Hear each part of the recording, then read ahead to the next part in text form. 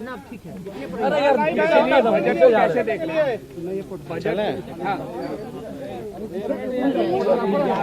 ये हल्ला नहीं, ए रुको। आज देश के संसद में बजट पेश किया और मेरा साफ मानना है और हमारे पार्टी का स्पष्ट मानना है कि ये बजट नहीं था बल्कि देश का सेल था। देश निर्माण के लिए कोई बजट नहीं बल्कि ये देश बेचने का बजट था। सब लोग जानते हैं, पहले रेलवे को बेचा, एयर इंडिया को बेचा, भारत पेट्रोलियम को बेचा गया, तरह तरह की संस्थानों के संपत्तियों को बेचा गया और ये पूरी तरीके से जितने प्रतिष्ठान हैं और जितनी संपत्तियां हैं बची हुई देश की, उसको बेचने की तैयारी और निजी क्षेत्रों में देने की तैयारी चल रही है। इस बजट में और क्या बिक रहा है? गैस पाइपलाइन है, स्टेडियम है, सड़क मार्ग है, वेयर हाउसेज हैं, जो देश की संपत्तियां रही उसको और बेचने की पुरजोर तरीके से तैयारी की जा रही है। आम नागरिकों का कमर तोड़ दिया गया है और केवल कुछ चंद लोगों का ही इस बजट में ख्याल रखने का काम भारत सरकार ने किया है। आप देखे होंगे कि बिहार में डबल इंजन की सरकार है और लोग कई एक बजट बिहार का देख लिया, भारत सरकार का देख लिया कि बिहार के लिए उन लोगों ने क्या किया। बिहार को पूरी तरीके से ठगने का काम किया गया और अद्भुत है, जब बिहार को कुछ नहीं मिल रहा था तो बिहार से जो जीते हुए 39 सांसद हैं वो टेबल थपथपा रहे थे। बिहार को एक भी इंफ्रास्ट्रक्चर के लिए कुछ नहीं मिला, कोई विशेष पैकेज नहीं, स्पेशल स्टेटस तो दूर की बात है, लेकिन कोई चारों तरफ से दबे हुए एक काम ऐसा बिहार के लिए कोई योजना के तहत या कोई अलग बिहार को देखते हुए अगर कोई प्लानिंग अगर की गई होती तो शायद आप लोगों को, हम लोगों को खुशी होती, लेकिन बिहार को पूरी तरीके से इग्नोर किया गया। हम तो बिहार के मुख्यमंत्री से पूछते रहेंगे कि केवल हाथ ही हिलाएंगे या बताएं कि बिहार को इस बजट से क्या मिला। बिहार में डबल इंजन की सरकार है तो क्या दिख रहा है अलग? क्या आपको विशेष तौर पे बिहार को मदद मिली, सहयोग मिली, चाहे इंफ्रास्ट्रक्चर के क्षेत्र में हो या किसी अन्य क्षेत्र में हो? पूरी तरीके से बिहार के साथ जो है सौतेला व्यवहार किया गया और केंद्र सरकार लगातार जो है ये कहती रही है कि 2022 तक जो है किसानों का आय दुगुना करेंगे, लेकिन 2020 में ही भिखारी बनाने की तैयारी केंद्र सरकार ने कृषि बिल के माध्यम से कर दिया है। बिहार की क्या दयनीय स्थिति है ये आप सब लोगों को पता है। धान के खरीद को लेकर के या जिस प्रकार से अलग विशेष अतिरिक्त बोझ डीजल पे बढ़ाया गया है, टैक्स बढ़ाया गया आम लोगों पर, ये सब लोग हम लोग देख रहे हैं।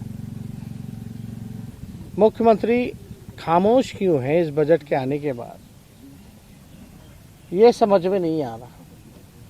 खामोशी शायद इसलिए है क्योंकि उनके पास बोलने के लिए कुछ नहीं है कि बिहार को इस डबल इंजन की सरकार ने क्या दिया।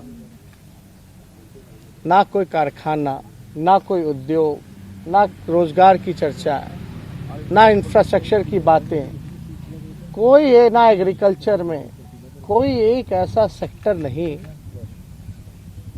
जहां बिहार को कुछ मिला हो। आप लोग याद कीजिए वो दौर जब लालू जी रेल मंत्री हुआ करते, इसमें तो रेलवे गायब ही हो गया।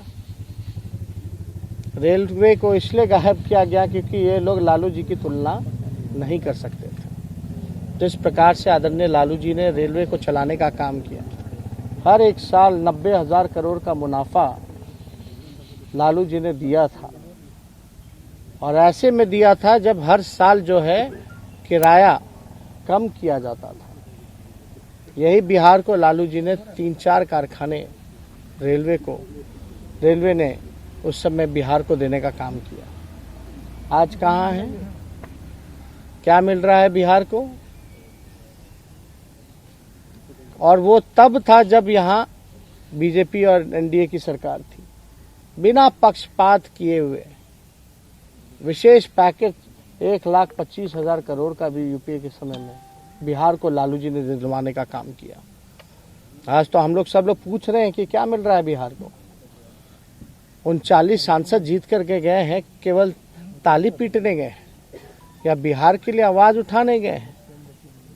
आज दुर्भाग्य है जो लोग भी जीत करके टेबल पटपटकाने का काम कर रहे हैं, लेकिन पूरी तरीके से देश की जनता निराश है, आम नागरिक निराश है, परेशान है, और पूरी तरीके से उन पे जो है अतिरिक्त बोझ डालने की तैयारी केंद्र सरकार ने की है।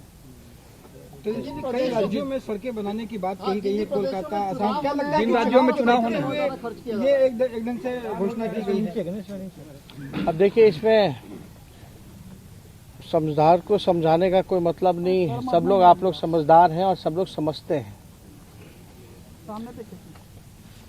चुनाव हाँ समझ रहे हैं, जहाँ जहाँ चुनाव है उसका बार बार चीख के नाम लिया गया, ये स्वाभाविक है ना।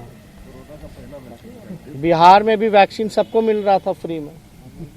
19 लाख रोजगार जो है सभी लोगों को बिहार में मिल रहा था। अब तो इसकी चर्चा नहीं कीजिए, क्योंकि उनके अनुसार तो वो चुनाव में जुमला होता है। तो जहाँ जहाँ चुनाव है वहाँ केवल घोषणाएं की गई हैं, काम नहीं करना है। अपना काम बनता भाड़ में जाए जनता, यही बीजेपी और एनडीए सरकार का काम है। यहाँ भी लोगों को ठगा गया।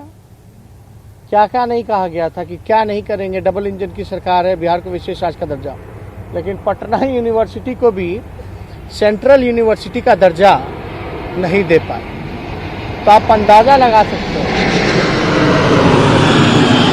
एक नई यूनिवर्सिटी का भी निर्माण बिहार में इस बजट में नहीं है। ना कोई अच्छे अस्पताल, ना कॉलेजेस, ना कोई अलग इंफ्रास्ट्रक्चर की सुविधाएं, कुछ भी अलग बिहार में नहीं है। बिहार के लेके अब तो देश को ही बेचने की तैयारी है। हम लोग तो ये बार बार से कह रहे हैं, ये बजट ही नहीं बल्कि सेल था। ये देश के निर्माण के लिए नहीं बल्कि देश को बेचने का बजट और सेल था, और ये आप सब लोगों ने देखा होगा। और पूरी तरीके से पहले लोगों में उत्साह होता था कि हमारे लिए क्या मिलेगा, क्या सरकार आगे 5 साल का क्या काम रहेगा, इस साल का क्या काम रहेगा, लेकिन पूरी तरीके से निराशाजनक।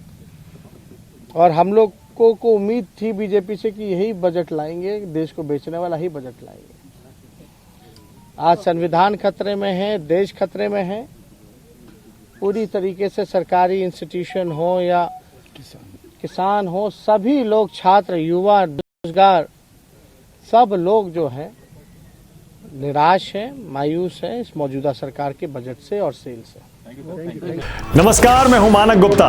अगर आपको हमारा ये वीडियो पसंद आया हो तो इसे लाइक और शेयर जरूर करें, और हाँ, हमें सब्सक्राइब और फॉलो करना ना भूलें, ताकि आप देश और दुनिया की कोई खबर मिस ना करें। तो जुड़े रहिए हमारे साथ और देखते रहिए News 24।